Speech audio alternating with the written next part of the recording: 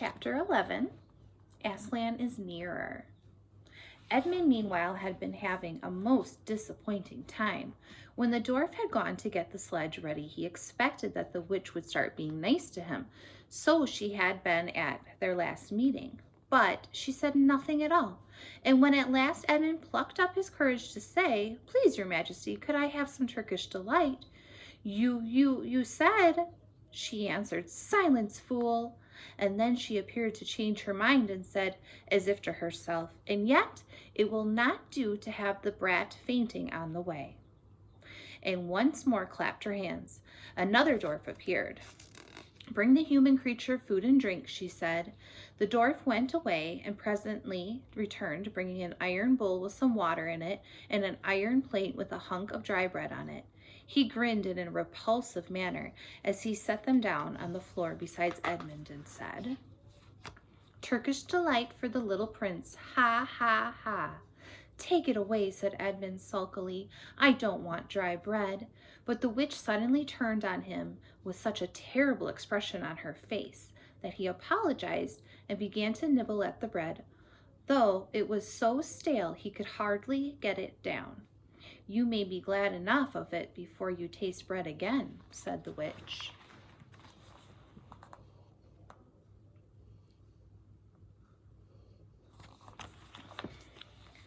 While he was still chewing away, the first dwarf came back and announced that the sledge was ready.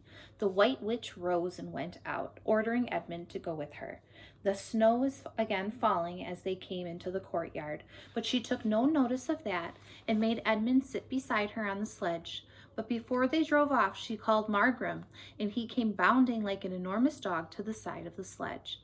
"Take with you the swiftest of your wolves and go at once to the house of the beavers," said the witch, "and kill whatever you find there. If they are already gone, then make all speed to the stone table, but do not be seen. Wait for me there in hiding. I, meanwhile, will go many miles to the west before I find a place where I can drive across the river. You may overtake these humans before they reach the stone table. You will know what to do if you find them." "I hear and obey, Queen," growled the wolf, and immediately he shot away into the snow and darkness. As quickly as a horse can gallop, in a few minutes he had called another wolf and was with him down on the dam and sniffing at the beaver's house. But of course they found it empty. It would have been a dreadful thing for the beavers and the children if the night had remained fine, for the wolves would have been able to follow their trail, and 10 to 1 would have overtaken them before they had got to the cave. But now that the snow had begun again, and scent was cold, and even the footprints were covered up, meanwhile the dwarfs whipped up with the reindeer, and the witch and Edmund drove out under the archway and on and away into the darkness and the cold. This was a terrible journey for Edmund, who had no coat. Before they had been going quarter of an hour, all the front of him was covered with snow. He soon stopped trying to shake it off because as quickly as he did that, a new lot gathered, and he was so tired.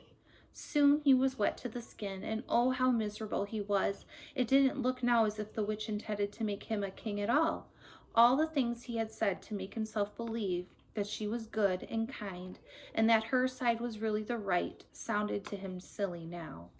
He would have given anything to meet the others at this moment, even Peter. The only way to comfort himself now was to try to believe that the whole thing was a dream and that he might wake up at any moment. And as they went on, hour after hour, it did come to seem like a dream. This lasted longer than I could describe, even if I wrote the pages and pages about it, but I will skip on to the time when the snow had stopped and the morning had come, and they were racing along the daylight. And still they went on, with no sound but the everlasting swish of the snow and the creaking of the reindeer's harness. And then at last the witch said, "What have we here? Stop!" And they did. How Edmund hoped he was going to say something about breakfast. But she had stopped for quite a different reason. A little way off on the foot of the tree sat a merry Paddy, a squirrel, and his wife with their children, and 2 satyrs, and a dwarf, and an old dog fox, all on stools round a table. Edmund couldn't quite see what they were eating, but it smelled lovely, and there seemed to be decorations of holly, and he wasn't at all sure that he didn't see something like a plum pudding. At that moment, when the sledge stopped, the fox, who was obviously the oldest person present, had just risen to his feet, holding a glass in its right paw as if it were going to say something. But when the whole party saw the sledge stopping and who was in it, all the gaiety went out from their faces. The father squirrel stopped eating with his fork halfway into his mouth, and one of the satyrs stopped with its fork actually in its mouth, and the baby squirrel squeaked with terror. "What is the meaning of this?" asked the Wicked Witch. Nobody answered. "Speak, vermin," she said again, "or do you want my dwarf to find you a tongue with his whip? What is the meaning of all this gluttony, this waste, this self-indulgence? Where did you get all these things?" "Please, your majesty," said the fox, "we were given them, and if I might make so bold as to drink your majesty's very good health." "Who gave them to you?" said the witch. "Father Christmas," stammered the fox. "What?" roared the witch, springing from the sledge and taking a few strides nearer to the terrified animals. "He has not been here. He cannot have been here. How dare you? But no! Say you have been lying, and you shall even now be forgiven." At that moment, one of the young squirrels lost its head completely. He has, it squeaked, beating its little spoon on the table. Edmund saw the witch bite her lips so that the drop of blood appeared on her white cheek. Then she raised her wand. "Oh, please don't," shouted Edmund. But even while he was shouting, she had waved her wand, and instantly, where the merry party had been, there were only statues of creatures, one with its stone fork fixed forever halfway into the stone mouth, seated round a stone table on which there were stone plates and stone plum pudding.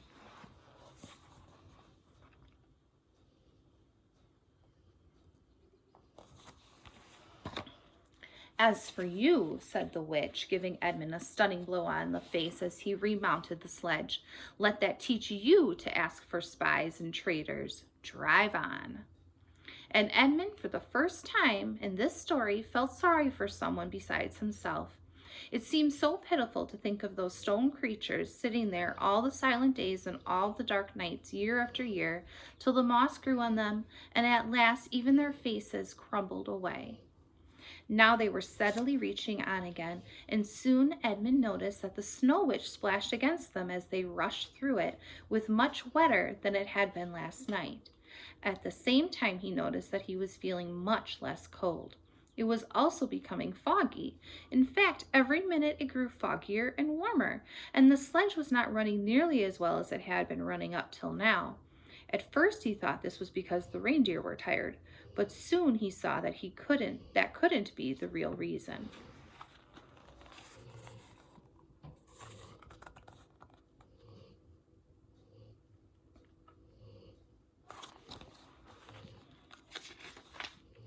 The sledge jerked and skidded and kept on jolting as if it were stuck against the stones, and however the dwarf whipped the poor reindeer, the sledge went slower and slower. There also seemed to be a curious noise all around them, but the noise of their driving and jolting and the dwarf shouting at the reindeer prevented Edmund from hearing what it was, until suddenly the sledge stuck so fast that it wouldn't go on at all. When that happened, there was a moment's silence, and in that silence, Edmund could at least listen to the other noise properly. A strange, sweet, rustling, chattering noise, and yet not so strange, for he'd heard it before. If only he could remember where. Then, all at once, he did remember. It was the noise of running water. All around them, though all out of sight, there were streams, chattering, murmuring, bubbling, splashing, and even in the distance, roaring. And his heart gave a great leap, though he hardly knew why, when he realized that the frost was over, and much nearer there was a drip, drip, drip from the branches of all the trees. And then, as he looked at one tree, he saw a great load of snow slide off of it, and for the first time since he had entered Narnia, he saw the dark green of a fir tree. But he hadn't time to listen or watch any longer, for the witch said, "Don't sit staring, fool. Get out and help." And of course Edmund had to obey. He stepped out into the snow, but it was really only slush by now, and began helping the dwarf to get the sledge out of the muddy hole it had gotten into. They got it out in the end, and by being very cruel to the reindeer, the dwarf managed to get on it and move again. And they drove a little further. And now the snow was really melting, and patches of green grass were beginning to appear in every direction. Unless you have looked at the world of snow as long as Edmund had been looking at it, you would hardly be able to manage or imagine what a relief those green patches were ever, and the endless white. Then the sledge stopped again. "It's no good, your majesty," said the dwarf. "We can't sledge in this thaw." "Then we must walk," said the witch. "We shall never overtake them walking," growled the dwarf. "Not with the start they've got." "Are you my counselor or my slave?" said the witch. "Do as you are told. Tie the hands of the human creature behind it, and keep hold of the end of the rope, and take your whip, and cut the harness of the reindeer. They'll find their own way home." The dwarf obeyed, and in a few minutes Edmund found himself being forced to walk as fast as he could with his hands tied behind him. He kept on slipping in the slush and the mud and wet grass, and every time he slipped, the dwarf gave him a curse and sometimes a flick of the whip. The witch walked behind the dwarf and kept on saying, "Faster, faster!"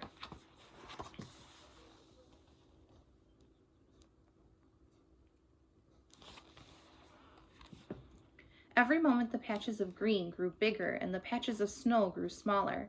Every moment more and more of the trees shook off their robes of snow. Soon, wherever you looked, instead of white shapes, you saw the dark green of firs or the black prickly branches of bare oaks and beeches and elms. Then the mist turned from white to gold and presently cleared away altogether.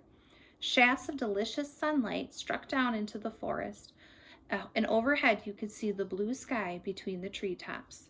Soon there were more wonderful things happening.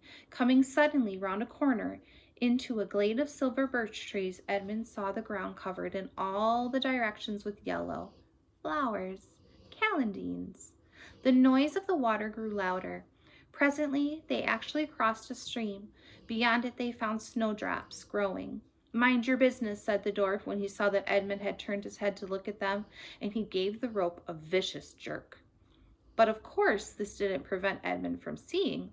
Only 5 minutes later he noticed a dozen crocuses growing around the foot of an old tree, gold and purple and white. Then came a sound even more delicious than the sound of water. Close behind the path they were following a bird suddenly chirped from the branch of a tree. It was answered by the chuckle of another bird a little further off. And then, if that hadn't been a signal, there was chattering and chirruping in every direction, and then a moment of a full song. And within 5 minutes the whole wood was singing with the birds' music.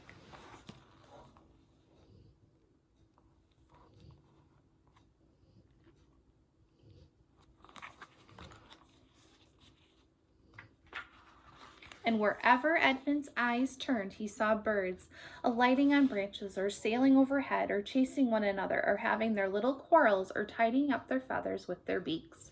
"Faster, faster," said the witch. There was no trace of the fog now. The sky became bluer and bluer, and now there were white clouds hurrying across it from time to time. In the wide glades there were primroses. A light breeze sprang up, which scattered drops of moisture from the swaying branches and carried cool, delicious scents against the faces of the travelers. The trees began to come fully alive.